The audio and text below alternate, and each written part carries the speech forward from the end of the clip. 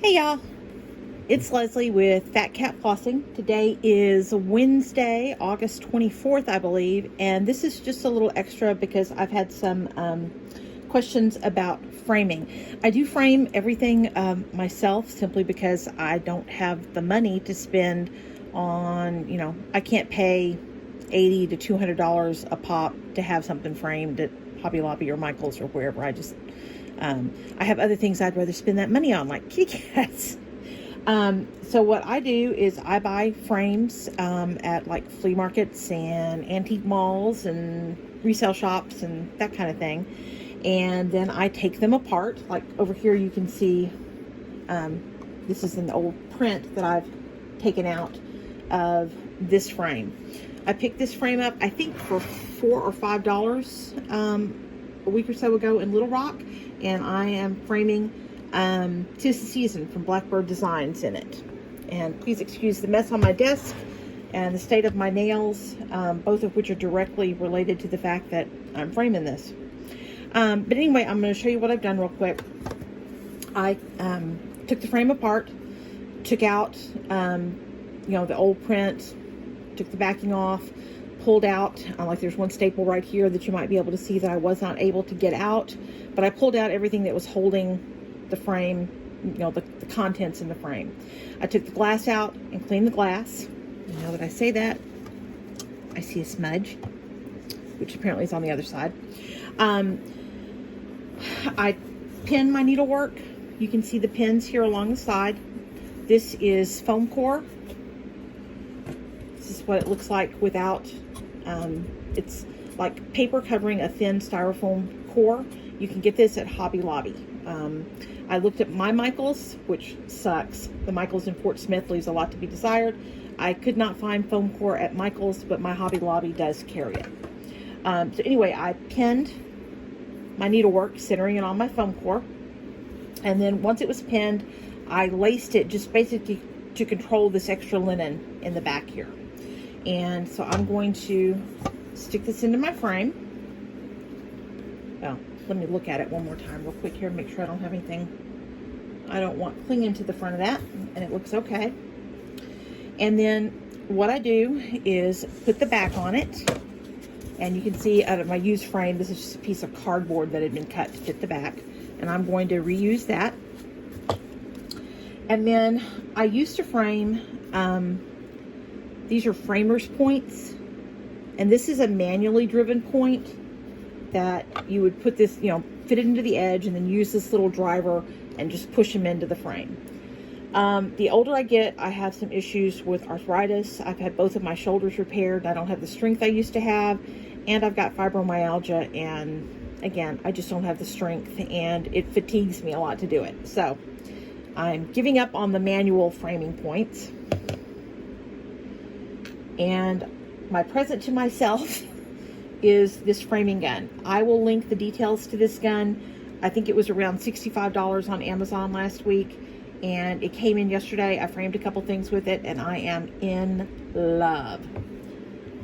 This is one of the points. You can see it's just a little metal piece, and they come in a long strip like staples do, but these are points that you load into the gun, and this is basically a glorified staple gun. It just drives points instead of staples. But what you do is you put it down into the frame and trigger it, and it will drive that point into the frame to hold the contents inside. And I do it on one side, and then I turn it around and do it again on the opposite side. And the deeper you can get this down in there, and the more opposing force you can apply with it, the better, the more it's going to drive the point into the frame. Now, be careful that you don't get your fingers between the driver and the frame, because I haven't done that, but I'm sure it would hurt like a biatch. I did accidentally, years ago, I lived in San Antonio, I was cleaning out my garage and just picked up my staple gun to move it from point A to point B. And when I picked it up, I picked it up accidentally from the end where the staples came out, and I was leaning over to put somewhere and actually depress the handle, and drove a staple into my little pinky finger far enough to stick it into the bone. And having that sucker pulled out in the ER was no fun whatsoever. So I imagine the point would be similarly painful, if not more so, because it's basically like a little tiny blade. So again, use caution doing it. But again, you just want to position it, and I'm pressing down, and then I'm pressing the frame from the far side and triggering it, and it just puts the point into the frame.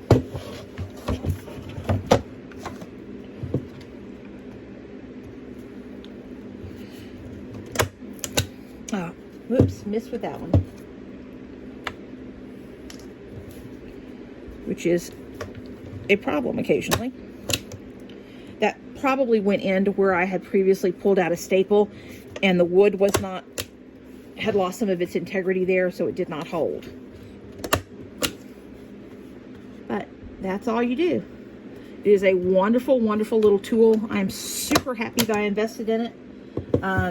It's made my life much easier rather than trying to shove them in with this kind of manual point driver, which I have gotten where I couldn't do it. You can see where it's torn up, where I was actually banging on the end of it with a hammer to push it in.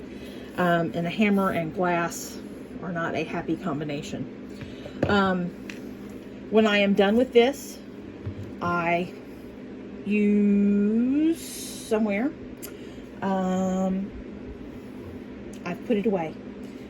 So I'll show you what I've done on a different one. I framed this yesterday. This is just brown paper. You can buy it in a roll. I typically order it from Amazon. I can also get it at Hobby Lobby. Michael's probably carries it also, and Walmart may carry it. It's a fairly heavy-duty brown paper, and I just cut it to fit, and then I use double-sided tape like this to adhere it to the back. And then, as you saw on the back of that one, I typically write on the back whatever, the name of the project, and what type of linen and threads I used, and when I stitched it, the name of the pattern, all that kind of good stuff. This frame has a hanger on it. If it did not, then I would apply one of my own. But fortunately, this one has one on there, so I don't have to worry about doing on this particular one. And when I put that brown paper on, I will just cut a little notch around the hanger, and put the tape here under the hanger to seal it up. You would not necessarily have to do that. It's a good idea for me. My house is extremely dusty because of all the cat litter. So to keep dust out of my project, I cover the back with paper. And so I'll be doing that when we're done with this. But tis the season. Basically done. I just have to put the paper on and write on the back what it is. And thanks for everybody who voted on my Instagram about which one to use this frame for. I think I paid, I don't know, somewhere between $6 and $8 for this frame. For a frame this size, I would not pay more than about that. And in repurposing frames like this, I feel good about the fact that I'm repurposing something. And frankly, it's really all about the money. I can't afford to do it any other way if I want to frame this stuff and get it hung up. So I hope that was informative for you guys.